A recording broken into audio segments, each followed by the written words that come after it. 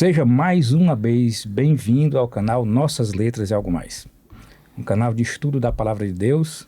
E nós, como sempre, estamos aqui recapitulando uma lição da Escola Sabatina. Meu convite a você mais uma vez é: adquira o seu guia de estudos da lição da Escola Sabatina do segundo trimestre de 2025. Tem um título: Alusões, Imagens e Símbolos. Semana passada nós deixamos o site da editora Casa Publicadora Brasileira disponível para você fazer a sua assinatura da lição, receber a lição fisicamente em casa, você que gosta de estudar, de rabiscar. Se você quiser também tem a lição online. Então nosso convite é para que você possa estar mais uma vez entrando lá no site da Casa Publicadora, fazendo pesquisa de materiais de estudo, adquirindo o seu guia de estudo da lição da Escola Sabatina. A título de esclarecimento, Ruth e Kelly, né? Já estou adiantando aqui as meninas, mas nós somos membros da Igreja Adventista do Sétimo Dia. Então, todo o estudo que vai ser feito aqui, ele tem, obviamente, que dentro de um contexto teológico, naquilo que a Igreja Adventista ela prega, certo? Eu e a Ruth, nós somos membros da Igreja Central aqui de Fortaleza. A Kelly é membro da Igreja do Monte Castelo, né? E nós sabemos que tem muitas pessoas que nos seguem, não só daqui, mas temos pessoas de outros estados, temos pessoas de Rio Grande do Norte, né, Kelly? Isso. Rio Grande do Norte, Paraíba, Pernambuco, Minas Gerais, Rio Grande do Sul, o pastor Gilberto Farias está nos acompanhando. Dona Salete Melo, lá de Caruaru, que sempre faz perguntas a mim, e ela fez uma pergunta hoje. Dona Salete, eu acho que a gente vai responder a sua pergunta aqui hoje, tá certo? Temos também pessoas nos acompanhando até de outros países, né? Eu conheço a Dona Denise, que nos acompanha de Frankfurt, na Alemanha. A Dona Milka, a irmã Milka, que deve estar lá por Dubai. A Kelly hoje falou de uma... Tereza, né, da Argentina. Então, se você gosta do nosso conteúdo, faz um comentário, diz de onde você está falando. E detalhe, se você tiver alguma dúvida, alguma pergunta que deseje fazer, pode colocar aqui no chat, tá certo? Que a gente vai respondendo ela na medida que a gente for acompanhando o desenvolvimento do conteúdo nosso durante o restante da semana, tá ok? Esse é o nosso convite para você. Além de que gostaríamos que, se você gosta do nosso conteúdo, se inscreva no canal, compartilhe o vídeo, que isso é muito importante para nós. E hoje, mais uma vez, eu estou aqui com minhas amigas e irmãs Ruth e Kelly. Tudo bem com vocês? Tudo bem. Tudo bem. E eu gostaria de fazer menção de um nome também. Eu gostaria de mencionar você, Brígida. Foi a minha parceira já no início do Nossas Letras, do tempo que era Minha Letras e Algo Mais. Você está vendo onde a gente já chegou, né? Isso aqui tem seu dedo, tem sua mão, tem seu coração. E eu rogo a Deus que Deus continue te abençoando. E compartilha também conosco tuas impressões, conversa com a gente, faz tuas perguntas, porque quando a gente faz parte de algo, a gente não deixa, né? A gente é eterno. Aí tem tantos nomes, né, Wesley? Muitos nomes. Tem o Vargas, né? O menino Leandro Vargas, que qualquer dia vai estar por aqui com a gente. Tem a Yolanda Diniz. A Yolanda Diniz, que sempre foi uma grande apoiadora do canal. A Dejane, que tá devendo, né? Voltar, ficar com a gente. Vamos lembrar de cobrar a volta da Dejane. A Dejane. Queremos você, viu, Dejane? É isso. Então, que Deus nos abençoe nessa noite, né, Kelly? Amém. E assim, a gente fica muito feliz, né, estar aqui para juntos estudarmos a palavra com vocês, e eu espero que realmente o Espírito Santo, né, toque em cada coraçãozinho que irá assistir esse estudo. E que o Espírito Santo também nos use hoje à noite. Amém. Amém. Kelly, você poderia fazer uma oração para a gente iniciar? Pai querido, Pai amado, muito obrigada, Senhor, porque estamos aqui, Senhor, em Tua presença. E sabemos, Pai, que é da Tua vontade te conhecer, pois o Senhor é um Senhor que gosta de se relacionar. Então, Pai, envia Teu Santo Espírito, Pai, toca no coração de cada pessoa que irá assistir esse estudo, Pai, e ilumina a mente, Senhor, para que possamos compreender de uma forma clara como entender, Pai, a Tua palavra, as profecias. Nos mostra, Senhor, como devemos não só ler, mas estudar a Tua palavra. Fica conosco, abençoa cada pessoa, é o que te pedimos e te agradecemos em nome de Jesus. Amém, Senhor. Amém. Amém. Como eu havia falado, a gente está iniciando, né, uma nova lição, alusões, imagens e símbolos. A lição número 1 desse segundo trimestre tem o tema Alguns Princípios da Profecia. O verso, para memorizar, está em Jeremias 9:24 e diz: Mas aquele que se gloria, glorie-se nisto, em me conhecer e saber que eu sou o Senhor e faço misericórdia, juízo e justiça na terra, porque destas coisas me agrado, diz o Senhor. Quando eu peguei a lição para estudar, e a gente vai falar de profecias, né? A gente vai falar de alusões, imagens, símbolos, e assim, o fato é que o mundo, ele tá diferente. E as pessoas estão percebendo isso. Até mesmo quem não faz parte do contexto do mundo cristão percebe essa diferença. E naturalmente algumas palavras ou algumas expressões, elas acabam vindo à mente das pessoas. Nesse momento, as pessoas falam muito de Apocalipse, falam muito de fim dos tempos, né? Mas foi-se criada uma imagem, eu acho que muito pela indústria dos filmes, né? Se criou uma imagem de fim dos tempos, de Apocalipse. Mas muitas pessoas também têm uma vontade, a gente percebe isso, eu por exemplo, eu percebo isso. Muitas pessoas têm uma vontade, às vezes, e sincera, de conhecer as Escrituras, conhecer a Palavra de Deus, entender o que é que a Bíblia fala sobre profecias. Eu recebo, às vezes, muitas perguntas, porque nesse meio das redes sociais também tem muitas pessoas que acabam criando histórias fantasiosas, né? E as pessoas nos perguntam muito sobre isso. E aí vem o desafio, né? Como entender a questão de alusões, de imagens e de símbolos. Como estudar as profecias bíblicas, né? E é o que a lição que a gente vai ver aqui. Eu fiz uma pequena observação aqui, que eu acho que para o pontapé inicial seria muito interessante as pessoas que nos acompanham em casa ter pelo menos essa noção básica, que é o quê? A gente sabe que a Bíblia, ela é dividida entre livros históricos, eu vou falar livros poéticos, livros apocalípticos, sabedoria, né? Livro de sabedoria, entendeu? E eu vou dar um exemplo aqui. Daniel e Apocalipse, óbvio que são livros proféticos, né? Então, dentro desse contexto, livros históricos, de poesias e proféticos, a gente tem ali do livro de Daniel e o livro de Apocalipse como livros proféticos, certo? Interessante que na organização dos livros, os judeus não colocam o Daniel dentro da classificação de profético, né? Não colocam. Nem colocam. É estranho, né? E aí eu queria trazer aqui, porque eu fui me aprofundar, não muito, mas eu procurei me aprofundar sobre esse tema, sobre a questão de profecias. As profecias, elas são divididas em dois tipos: profecias clássicas e profecias apocalípticas. Dentre todas as diferenças que a gente pode observar e que caracterizam o que são profecias clássicas e o que são profecias apocalípticas, pelo menos 3 são fundamentais.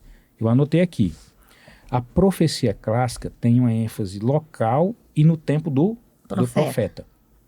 Já a profecia apocalíptica, ela é para o tempo do fim, né? E é universal. E ela é universal, é para todo mundo. Um exemplo, né? Então, por exemplo, quando Jeremias ele profetizou o cativeiro babilônico. Então, foi uma profecia que era uma profecia local, que se dizia respeito ao povo de Israel, entendeu? E que foi para aquele tempo. E era relacional, porque se tratava de uma relação pessoal do povo. E a clássica, ela é condicional também, né? E é condicional. Já a profética, não. A profética, ela é universal. E não tem a interferência humana. E não tem interferência humana. É Deus desenhando tudo. Exatamente. Que é a segunda diferença, dentre tantas, mas das principais, é que a escatologia, em regra, da profecia clássica, ela se tratava do povo de Israel e das nações que circunvizinhavam o povo de Israel. Já a escatologia da profecia apocalíptica, ela é final e universal. Então, ela não é específica para um povo, ela é para toda a humanidade. E o terceiro ponto que eu acho que é interessante é exatamente o que a Ruth falou, que a profecia clássica, tem a questão da condicionalidade, porque ela muitas vezes ela depende de uma resposta humana, enquanto que a apocalíptica ela tem a questão do determinismo. Ou seja, Deus expõe o curso da história, como ele quer que aconteça, e independente da ação humana, aquilo vai acontecer. E é interessante, Wesley, que quando a gente consegue discernir essa diferença entre esses dois tipos de profecias preditivas, né, como chamam, a gente passa a ter uma melhor sabedoria na escolha da ferramenta para a interpretação, entendeu? Do texto bíblico, né? Porque é importante isso. Muitos erros que tem aí de leitura, de interpretação da profecia, vêm por conta ou porque se desconhece uma ferramenta de interpretação do texto bíblico, faz toda a diferença. Ou porque realmente a pessoa não sabe realmente diferenciar, né, uma da outra. Porque uma coisa é você pegar a profecia de Nínive, que estava ali condicionada ao arrependimento. Outra coisa é você pegar uma profecia de 2.300 tardes e manhãs, que envolve toda a história, né? A história dos impérios, da humanidade, que aí você vê que a coisa de abrangência é maior. E que independe da vontade humana. Isso. Já de Nínive, não. Dependia o quê? Do arrependimento, da resposta ao clamor de Deus para que se arrependesse, né? Já a profecia apocalíptica, não. Ela é assim, está aqui, isso está determinado, isso vai acontecer, né? Deus está no comando do tempo, entendeu? O homem não tem assim, poder nenhum de fazer interferência nos acontecimentos e vai acontecer. E diante de tudo isso daí, muitas pessoas ficam até, de uma certa forma, digamos assim, dificulta o entendimento de muitas pessoas que buscam na sinceridade de propósito, né? Mas aí a lição diz aqui, ó, quem lê entenda, a lição no domingo, né? E ela traz aqui vários textos bíblicos e vem com a pergunta, né? Entendeu? Dentro dos textos ela diz assim, por que Deus ele se dá a conhecer? Na verdade, por que é que Deus ele quer que você entenda e compreenda e conheça ele, né? Então, a minha questão e a minha pergunta para vocês é exatamente essa, né? Para a gente dar... A gente já iniciou, mas vamos entrar aqui na lição do domingo, né? Quem lê, entenda. Deus quer se fazer conhecer? Sim, né? O nosso Deus, como a gente falou até na oração, né? Ele é um Deus relacional, né? Então, ele nos criou para termos um relacionamento com ele. A gente volta lá para Gênesis, né? A gente vê ali que acontecia. Deus, ele falava ali todas as tardes, né, ao pôr do sol com Adão e Eva. Então, ele criou o homem justamente para ter um relacionamento.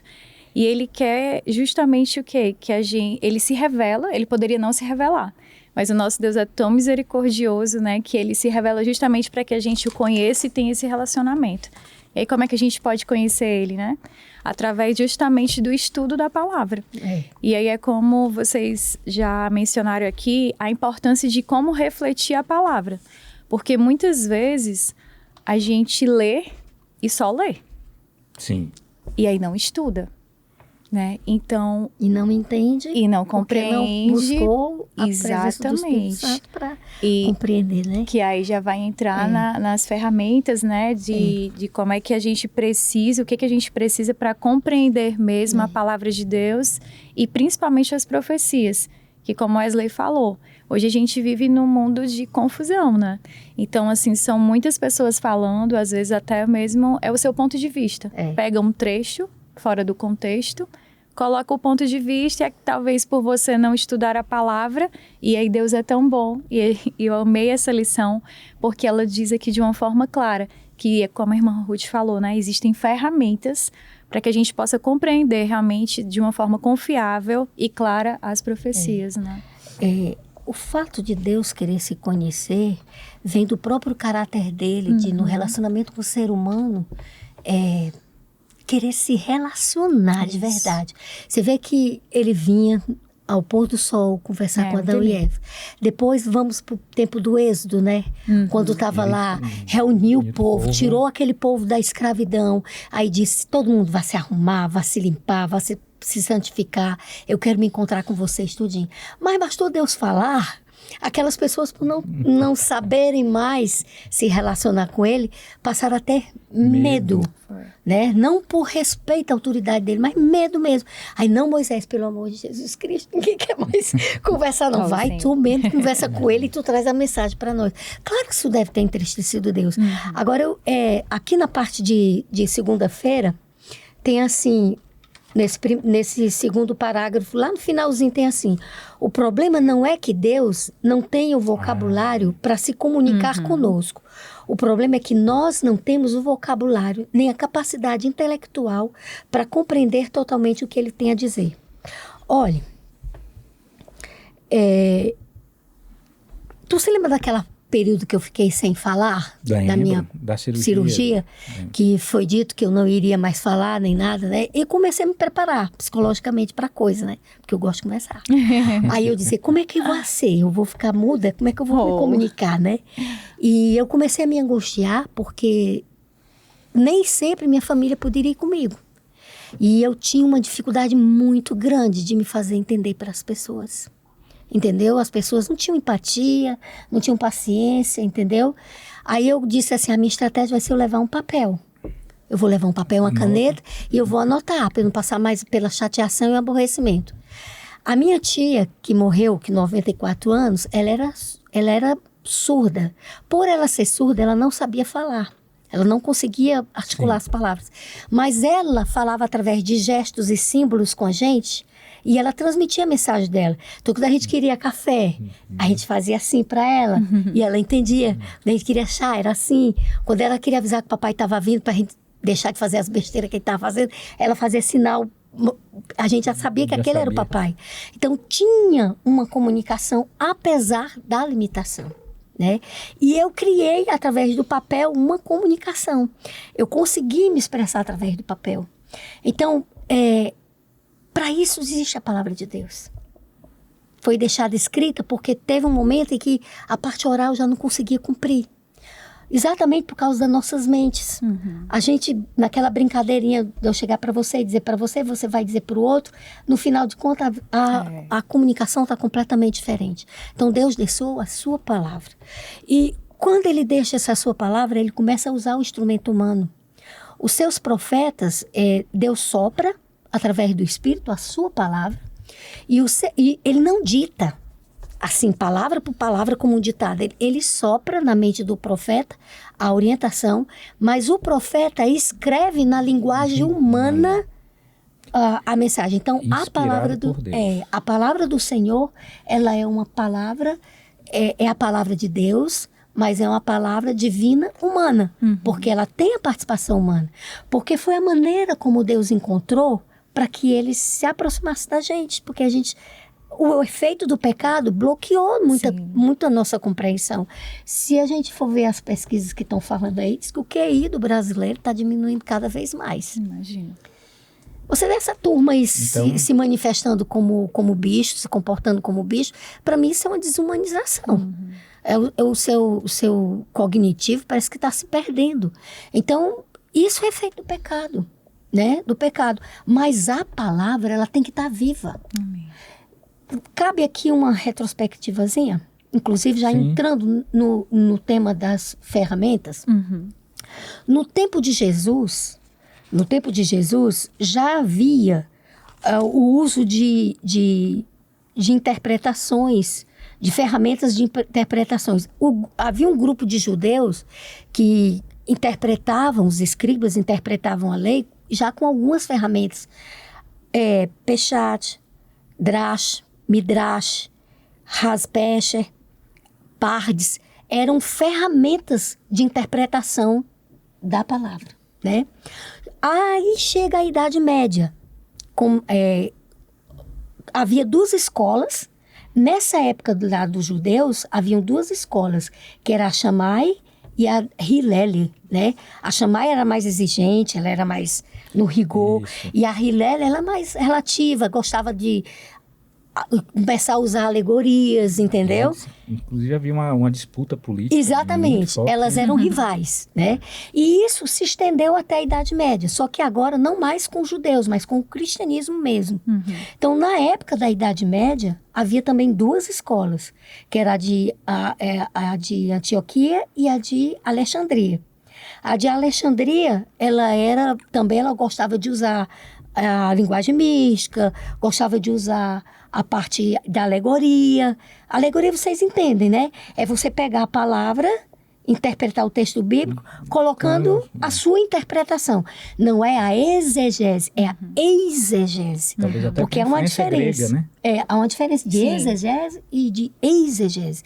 Exegese, você tira do texto o que é que o autor está escrevendo ali. E a exegese você traz para dentro do texto as tuas impressões, né? Então, eles faziam isso também usando o instrumento da alegoria. E a escola de Antioquia já era mais rígida, né? Quem ficou, na verdade, que se a gente pode usar a palavra ganhou na disputa das 2, foi a outra que usou a alegoria. Então, a confusão a gente sabe que aconteceu na Idade Média da interpretação da palavra. Primeiro que o povo não tinha acesso à palavra. A palavra ficava nas mãos dos religiosos. Então, eles interpretavam do jeito que eles queriam interpretar. Pega-se uma parábola, a parábola do Lázaro, transforma numa doutrina, que é da imortalidade da alma. Você entende? Então, isso são os passos errados que se dá por se usar instrumentos errados de interpretação da palavra, né? E quando chega na Reforma Protestante, a coisa muda de história. Porque o que é que Martinho Lutero faz? Martinho Lutero começa a usar as línguas originais, que a Bíblia foi escrita em aramaico, e no grego koiné, e no hebraico. Então, Martinho Lutero vai atrás das línguas originais, desvincula a palavra da tradição, né? Quer dizer, aí coloca três suportes de interpretações. Quais são?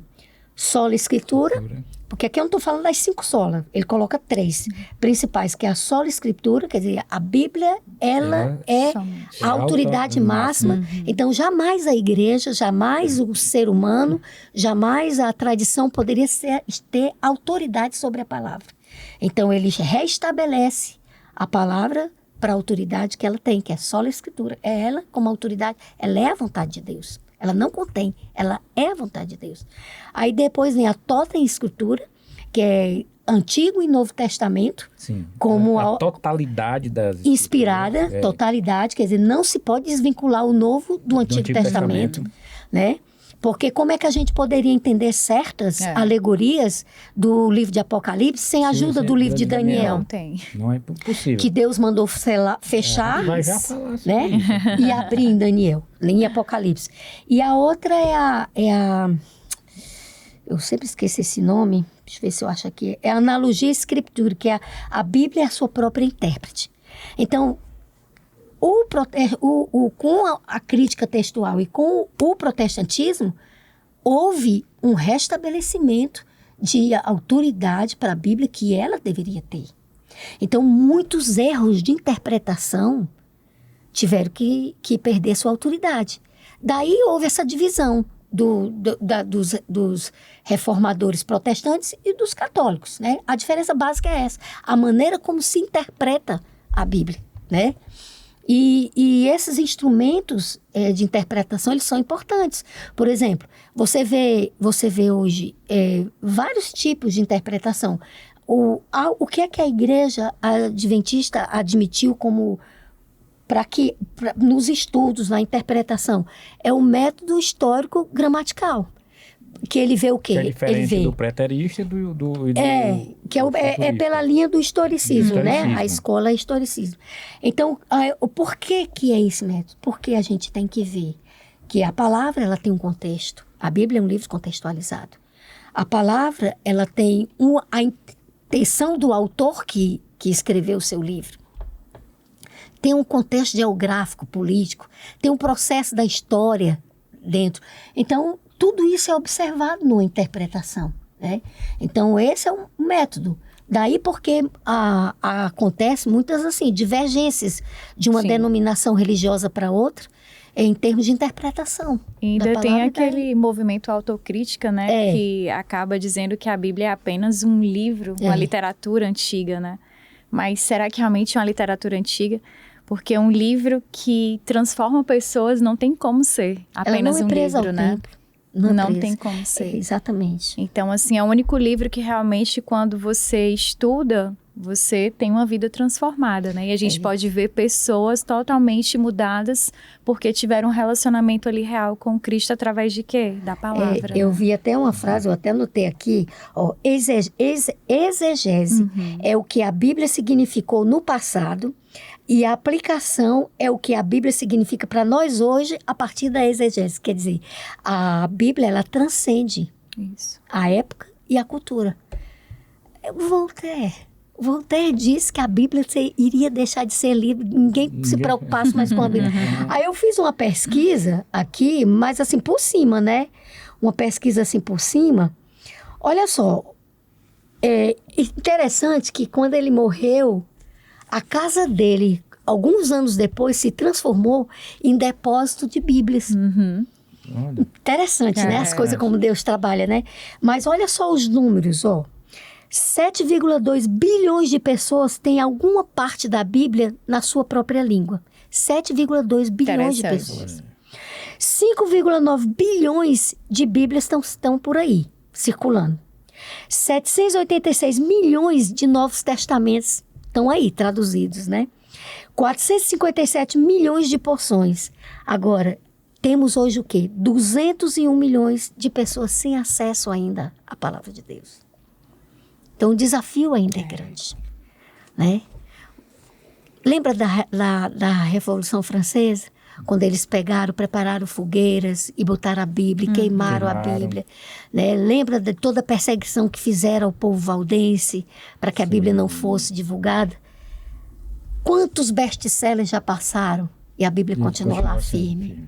Porque não tem ninguém mais poderoso do que Jesus, do que Deus. Ele disse, antes de se entregar, está lá em João 17, Pai, eu deixo a tua palavra. Ele deixou como herança a palavra dele. É o testemunho dele para nós. Tu acha que alguém tem poder de fazer calar essa palavra? Está aí a China. A China tentando combater o cristianismo que está avançando, apesar de toda a perseguição, está avançando. Você sabe o que o governo chinês vai fazer agora? Vai pegar a Bíblia e está reestruturando a Bíblia para colocar segundo os interesses dele. É o que Satanás fez. Entrou dentro das igrejas, porque não conseguiu combater, entrou dentro das igrejas agora para poder lá dentro fazer as coisas que ele gostaria de fazer para combater. Então, a briga é feia.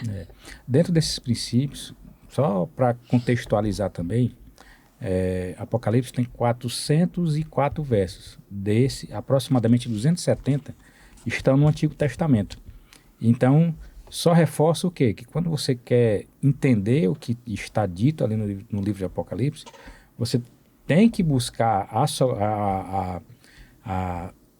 o entendimento para aquela profecia dentro da própria Bíblia, dentro do Antigo Testamento. Aqui tem um material, eu acho que a de vocês também tem. Eu achei interessante essa parte auxiliar aqui. Os princípios, né? Os princípios, né? Porque ele diz assim, ó, nessa semana vamos explorar 10 princípios para a leitura dos textos proféticos. 5 princípios se concentram no próprio texto, né? E como eu vou... aliás, se concentram no próprio texto. E outros 5 princípios se concentram em respostas ao texto, né? De leitura se concentram em nossa resposta ao texto. E aí, vamos lá. Antes, Wesley, a gente colocou Deus se faz se conhecer. A gente conseguiu responder? Não, mas eu vou voltar. Que é pra gente não fugir, Não, né? mas eu vou voltar aqui, porque eu peguei vários textos aqui, além desse do que a lição fala, né? Aí eu estou passando aqui dos princípios. Tá ótimo. Nessa parte dos princípios, já que a gente entrou nesse tema. Por exemplo, 5 princípios de leitura que são concentrados na nossa resposta ao texto, né? Primeiro, eu tenho que ler o texto espiritualmente. Eu tenho que entender que a Bíblia é um livro sagrado e inspirado por Deus. Por então, isso a importância da oração, né? Do Espírito Santo. Do Espírito Santo. Então, eu tenho que ter essa leitura com essa compreensão de que ali ele é um texto inspirado. Então, a minha leitura tem que ser espiritual.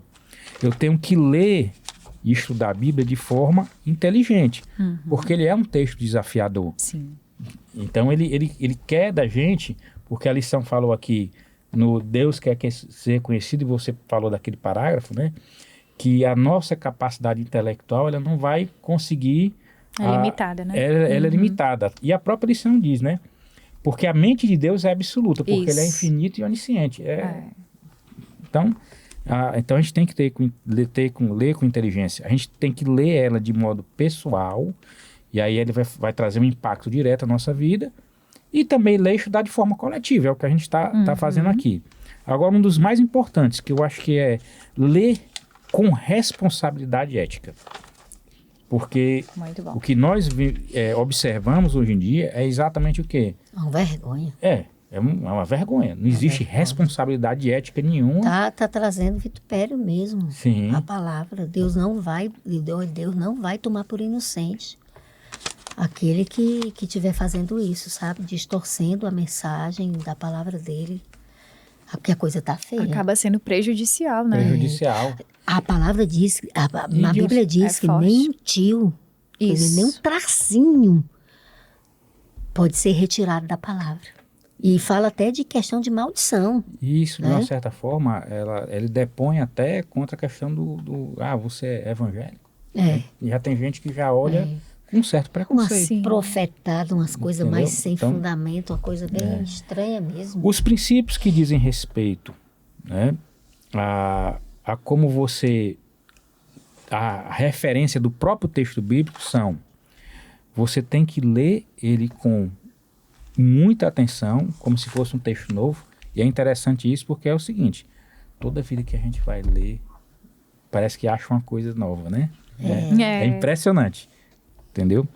Ler com cuidado, porque ele é um texto importante. Sim. Ler apreciando a sua estética, porque se a gente observar, a gente não é motivo de tema aqui, mas se você for trabalhar com paralelismo, né, com quiasmas e tudo, você vê o gênero, né? O gênero, esteticamente, você vê a beleza da construção do texto bíblico. Lê ele dentro do seu contexto e lê ele à luz de outros textos bíblicos, que aí é a intertextualidade. Entendeu? Então, quando a lição diz assim, Deus deseja ser conhecido, eu achei interessante que lá no finalzinho, essa questão do Deus desejar ser conhecido, muito embora a gente tenha limitação e muito embora a mente dele é absoluta, mas lá no finalzinho ele diz assim: o Senhor obviamente deseja que todas as pessoas, até os piores pecadores, saibam que ele nos oferece o que ele nos oferece em Jesus. E a profecia tem um propósito de fazer exatamente isso. Agora, e Deus deseja ser conhecido? A lição trouxe aqui alguns textos, né? Sim. E aí eu peguei e vou responder essa pergunta com alguns textos. Eu vou passar aqui rapidamente, mas eu vou deixar no chat, eu vou colocar depois esses textos para o pessoal estar em casa. Mateus 24:15. Jesus disse: quando, pois, virdes o abominável da desolação de que falou o profeta Daniel no lugar santo, quem lê, entenda. Ou seja, aqui Jesus já está dando o princípio de que, eu estou explicando aqui para vocês, contextualizando uma profecia, mostrando a vocês que dentro do próprio texto bíblico, o profeta Daniel já falou sobre isso. Entendeu? Então não é apenas ler, é estudar, é entender. Apocalipse 1:3 diz: bem-aventurados aqueles que leem, aqueles que ouvem as palavras da profecia e guardam as coisas nela escritas, pois o tempo está próximo. Mateus 11:29, Jesus falou: tomai sobre vós o meu jugo e aprendei de mim, porque eu sou manso, humilde de coração e acharei descanso para a vossa alma. Jeremias 9:23, assim diz o Senhor, não se glorie o sábio na sua sabedoria, nem o forte na sua força, nem o rico nas suas riquezas. 24, mas o que se gloriar, glorie-se nisto, em me conhecer. Agora, Wesley, se tu prolongar mais um pouquinho os versículos aí de Jeremias 29, olha o que ele diz aqui, ó. Por que é que eles não conheciam Deus? Bem aqui diz assim, ó. É o 19, é o 29? É o 29. Não, é o 9, 9. né? É o 9. 9, 23, 24. Vou só concluir aqui e a gente vai. Salmo 25:5. Olha o que é que diz Salmos 25:5. Guia-me na tua verdade e ensina-me, pois tu és o Deus da minha salvação, em que eu espero todo o dia. Salmo 119:5. Lâmpada para os meus pés é a tua palavra e luz para os meus caminhos. Tiago 1:5. Se porém algum de vós necessita de sabedoria, peça a Deus, que a todos dá liberalmente e nada lhes impropera, e ser-lhes-á concedida. Jeremias 33:3. Invoca-me e te responderei, anunciar-te-ei coisas grandes e ocultas que não sabes. Isaías 45:11.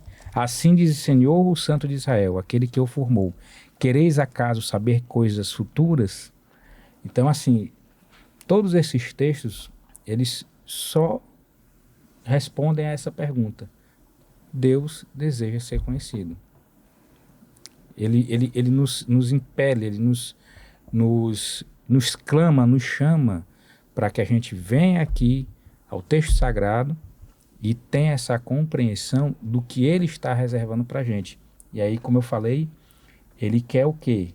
Com isso, que todas as pessoas, até os piores pecadores, saibam o que ele nos oferece em Jesus. E a profecia tem exatamente o quê? O propósito de fazer isso. Isso. Ruth, Jeremias 9:23, Não, né? eu queria que você pegasse, é o 9 verso 3, o 9 certo. verso 3. Olha o que é que ele diz aqui, ó. Eu acho que eu anotei até errado, sabia?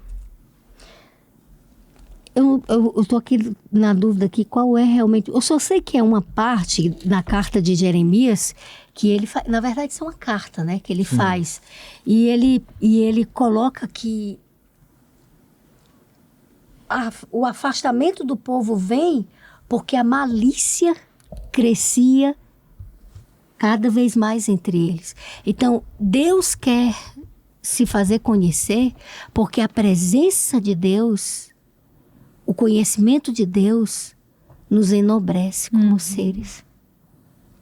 Não é porque Deus queira ser adorado, não é porque Deus esteja querendo glória para Ele, mas é para nos dignificar, entendeu? Que Ele quer nos fazer, que Ele quer se fazer conhecer. Olha o que é dito em 1 Romanos, aqui no verso 18. A ira de Deus se revela do céu contra toda impiedade e perversão dos 18, homens. Né? Romanos 1, verso 18. A ira de Deus se revela do céu contra toda impiedade e perversão dos homens que detêm a verdade pela injustiça. Porquanto o que de Deus se pode conhecer é manifesto entre eles, porque Deus lhe manifestou, porque os atributos invisíveis de Deus, assim o seu eterno poder, como também a sua própria divindade, claramente se reconhecem desde o princípio do mundo, sendo percebidos por meio das coisas que foram criadas. Tais homens são, por isso, indesculpáveis. Todo dia a gente tem o sol esquentando a terra, a chuva que cai, apesar de toda a maldade humana, a terra que germina, que produz alimento, apesar da nossa maldade. Então, a bondade do Senhor se faz todo dia diante dos nossos olhos. Ele se revelando a cada momento, né? Na natureza, na palavra. O Filho dele veio e morreu na cruz. Eu, sinceramente, eu não consigo entender como ele pode me amar tanto assim. Muito amor. Eu não consigo entender. Mas O amor de Deus não é para ser entendido, é para ser aceito. Não entendemos, mas aceitamos. Entendeu? Amém. Então eu não entendo a mente de Deus por causa da minha limitação, mas eu aceito o amor porque o amor eu sinto, eu experimento. E na linguagem do amor tem a mensagem, né? Foi o que a gente viu no trimestre passado, Isso. né? Pois é, tem a mensagem. E a gente volta justamente para o tema do trimestre passado, né? Amor e justiça, porque a partir do momento que ele está se revelando, ele quer justamente o quê? Ele está mostrando a justiça dele. Então, assim, ele está revelando aqui através da palavra, né? O que é que a gente vai ter se a gente se aproximar de Deus? Se a gente aceitar esse amor, a gente vai ser transformado para se tornar uma pessoa bem melhor, que vai ter uma convivência melhor, vamos entender o plano da salvação, né? Agora também Deus ele deixa aqui para aqueles que não querem aceitar. E ele deixa claro, ele poderia até ocultar e dizer, não quer nem saber. Não, mas ele deixa como advertência. E por isso que ele deixou os profetas, né? Justamente o quê? Para não ter desculpa de que não. Eu nunca fiquei sabendo sobre Deus. Mas é como a Ruth falou. Quando a gente vê o sol, a gente vê o mar, a gente vê ali a natureza, Deus se revelando através da natureza, Deus se revela através da palavra, né? Deus se revela através de Jesus. Então, é todo o tempo ele querendo ali o quê? Nos chamando, como a Ruth falou, para perto dele, para termos esse amor, né? Mas, ao mesmo tempo, tem a justiça. E não vai ter desculpa. Porque quando Deus, ele... Só um exemplo, né? Lá no Egito, o que foi que ele fez? Ele usou quem? Moisés, né? Para falar ali com o faraó. E ele deu alertas. E como ele está alertando aqui com as profecias, né? Então, assim, ele está todo o tempo como advertência também. Então, é por isso que é importante a gente estudar a palavra, né, de uma forma clara, usando as ferramentas que foram mencionadas aqui, para que a gente possa compreender e entender o porquê. Ainda que nessa parte de domingo, que fala quem lê entenda, né? Tu pode colocar aquela imagem, pode? Aqui tem a amarelinha, a outra. Essa daqui, né? Eu fui pesquisar na Bíblia, pode até ter outras, mas até onde eu encontrei essa expressão, quem tem ouvidos para ouvir, ouça. Você encontra em Mateus, você encontra em Lucas, né? 2 vezes em Lucas e várias vezes em Mateus. E quem tem ouvidos, ouça o que o Espírito diz à igreja. Aí você vê Apocalipse. Lá em Isaías tem um texto muito forte. Diz assim, ó, Isaías 6, do verso 9 ao verso 10, diz assim: ouvindo vocês, ouvirão, de modo nenhum entenderão. Vendo vocês, verão, e de modo nenhum perceberão. Porque o coração desse povo está endurecido. Ouviram com os ouvidos tapados e fecharam os olhos, para não acontecer que vejam com olhos, ouçam com os ouvidos, entendam com o coração e se convertam e sejam por mim curados. Aí no verso 16 diz assim, 16, 17. Bem-aventurado, porém, são os olhos de vocês, porque veem, e bem-aventurados são os ouvidos de vocês, porque ouvem. Pois em verdade lhes digo que muitos profetas e justos desejaram que ver o que vocês estão vendo. Ele está falando de quem? Dele. Jesus, o cumprimento da profecia. Muitos profetas anunciaram a minha chegada, que gostariam de estar vendo o que vocês estão vendo, né? Mas não viram. E quiseram ouvir o que vocês estão ouvindo, mas não ouviram. A gente conhece a história do jovem rico, que teve frente a frente, foi embora triste, mesmo estando de frente com a salvação, né? E lá no verso 43 diz assim: então os justos resplandecerão como o sol no reino de seu Pai. Quem tem ouvidos para ouvir, ouça. E serão luz e testemunharão. Parece assim um alto clamor, né? Deus diz: escutem, preste atenção, me escutem, na minha voz tem salvação, me escutem. Aí se você vai analisar cada um desses aqui, tem muita mensagem, muita coisa, entendeu? Que eu acredito que ao longo do trimestre talvez aborde, né? Mas é interessante porque eu vou faltar mais 12 nada na Bíblia é por acaso. Quando tem repetição, é porque Deus está chamando a atenção e muito forte, né? E muito forte. Não é à toa que Apocalipse 3,6 diz assim: quem tem ouvidos ouça o que o Espírito diz às igrejas. E essa questão de ouvir, aí a gente tem que só... que dependendo de quem está assistindo, vai pensar assim, então eu vou na igreja só um dia, estou escutando, então tá tudo tranquilo, né, Ruth? Mas não é assim, né? A questão mesmo do ouvir, como a gente falou, né? Eu ouvir e estudar, né? Então a gente tem que realmente, aí eu volto de novo para a questão de estudar, né? É uma questão pessoal sua. Eu tô dando, assim, só um exemplo, porque na minha religião anterior, a gente infelizmente não estudava a palavra. E aí a gente saiu uma vez na semana, né? No domingo, ouvir. E a gente achava que estava feliz daquele jeito. Mas é por isso que não tinha transformação, é por isso que não compreendia o amor de Deus totalmente, né? A questão do arrependimento. Por quê? Porque não tinha o estudo da palavra. Então eu louvo a Deus por ter conhecido realmente uma igreja que faz o quê? Nos volta para o estudo da palavra, né? Dá para a gente ver mais uma imagem? Sim. Coloca aquela outra que tem... É aqui, essa daqui. Ó, a gente tá vendo ferramentas de interpretação, né? Olha como Deus faz. Se você pegar essa estrutura do livro de Daniel, Daniel 2, Daniel 7, Daniel 8, Daniel 10. Daniel 2 e Daniel 7 e Daniel 8, elas são profecias recapitulativas. O que isso significa? Ele pegou no Daniel 2, é a mesma visão. Não são visões diferentes. O mesmo significado.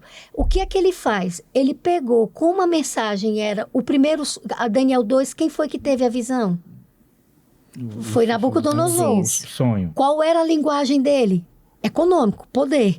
Então, Deus deu a ele uma mensagem com valores econômicos, metais. Ouro, prata, bronze, entendeu? Sucessões de impérios. Aí, 50 anos depois, ele dá a Daniel uma visão. Para Daniel, ele já não dá uma visão econômica. Ele já dá uma visão usando animais. Porque no Talmud babilônico, os judeus, eles pegavam muito a figura dos animais. E se os animais tivessem uma conotação...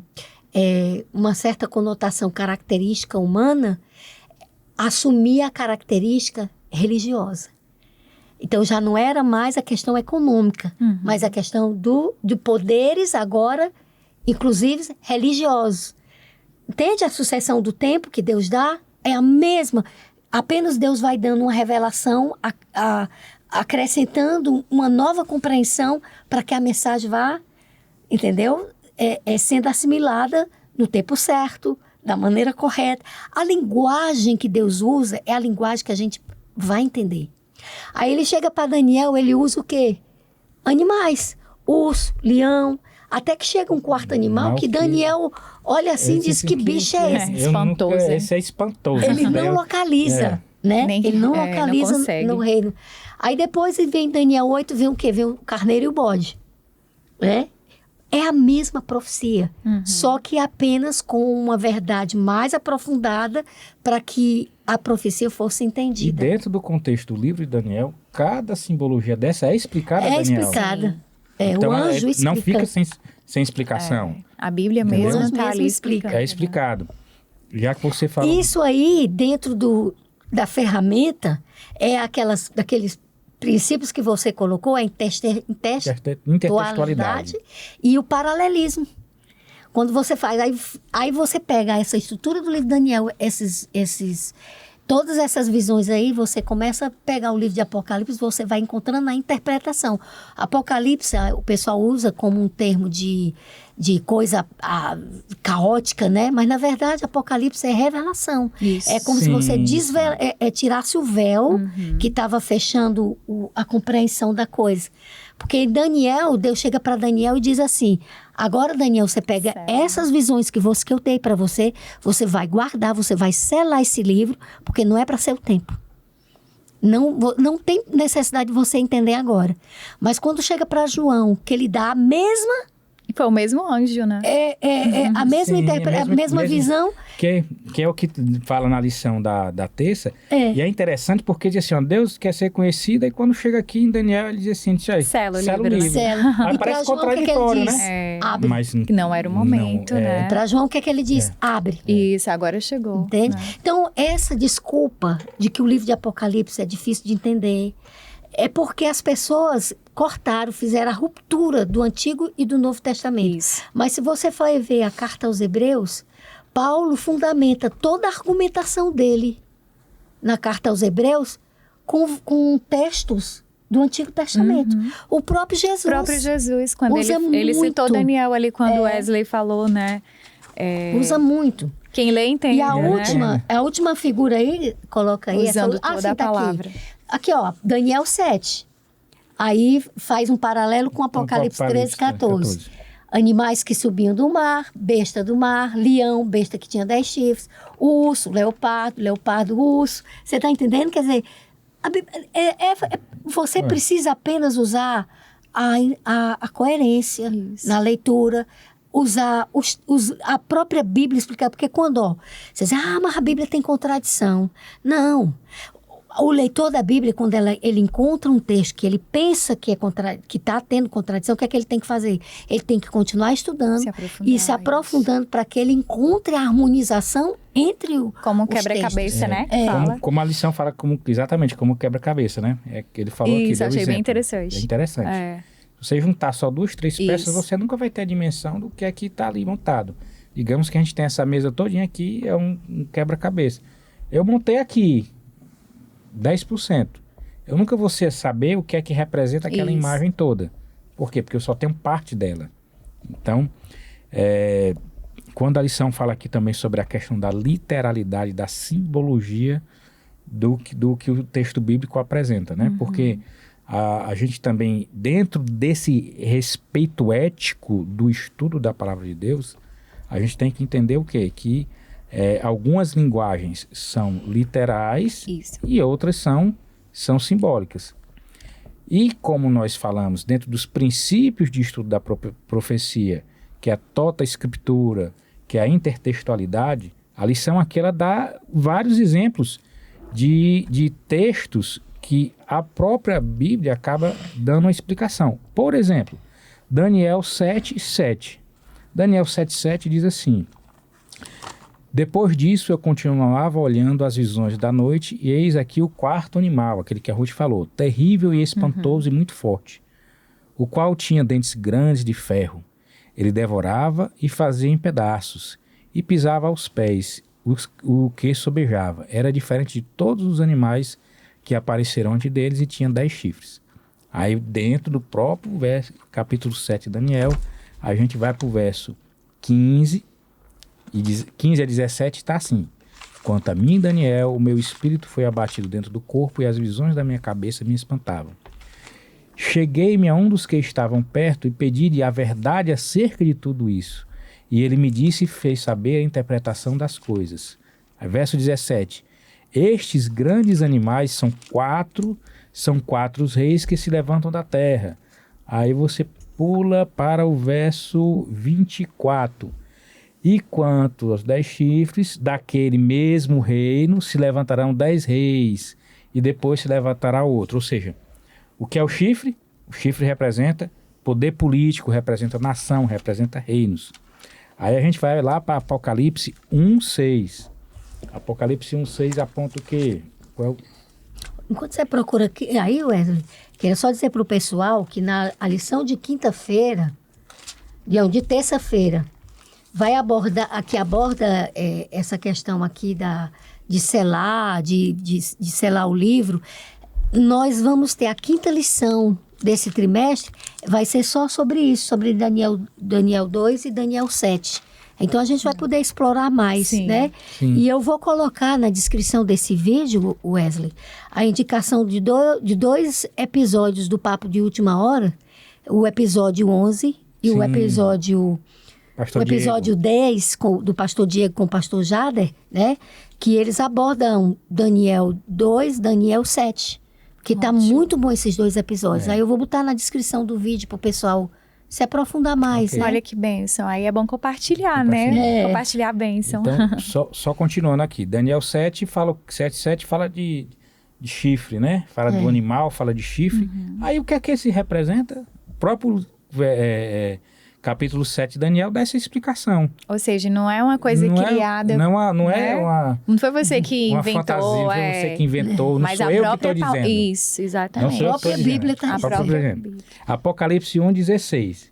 Apocalipse 1:16 diz assim: e ele tinha na sua destra 7 estrelas, e da sua boca saiu uma aguda espada de 2 fios. Aí, uma espada, o que é a espada? Simbologia aí da palavra. O que é Efésios Aí vamos pra 6:17. Efésios, a Não sou eu que armadura de estou Deus, dizendo. hein? Efésios 6:17 Gosto muito diz desse. assim: tomai também o capacete da salvação e a espada do Espírito, que é o quê? Que é a palavra de Deus. E Hebreus 4:12 também diz a mesma coisa. Aí você vai lá, volta para o livro de Apocalipse. Apocalipse que é a espada 12:1. de 2 gumes que penetra as entranhas da alma, né? As juntas e né? Não tem uma passagem uma que fala passagem. disso, né? Ó, aí Apocalipse 12:1. E viu-se um grande esse eu sinal no quero céu, uma mulher vestida de sol, tendo a lua debaixo dos pés, uma coroa de 12 estrelas. O que é essa mulher? Ô, Wesley, eu posso falar um pouquinho desse? Pode. Gente, que eu lembrei demais. Eu fiquei, mãe, E olha que você interessante. sabe porque há Eu uma vivi. interpretação. Pronto, é por né? isso que eu gostaria de falar. Existe até uma música, né? E aí, e toda vida que eu leio, pior que a música fica na cabeça, que foi muito tempo, né? E eu fiquei, Senhor, como a gente não tendo estudo, a gente é levado realmente ao engano, né? E eu peço até perdão por não saber. E hoje é por isso que eu oro muito pelas pessoas que ainda não conhecem a verdade. E eu peço muito o Espírito Santo para tocar no coração dessas pessoas. Mas assim, quando a gente lê esse texto, na religião que eu estava, ó, vamos lá, Apocalipse 12:1. Nossa, mas a música fica na cabeça. Fala assim, né? Viu-se grande sinal no céu, a saber, uma mulher vestida de sol, com a lua debaixo dos pés e uma coroa de 12 estrelas na cabeça. E aí a música, ela vai tocando, e ela vai falando todo o Apocalipse 12, só que até que parte? Até o versículo 5.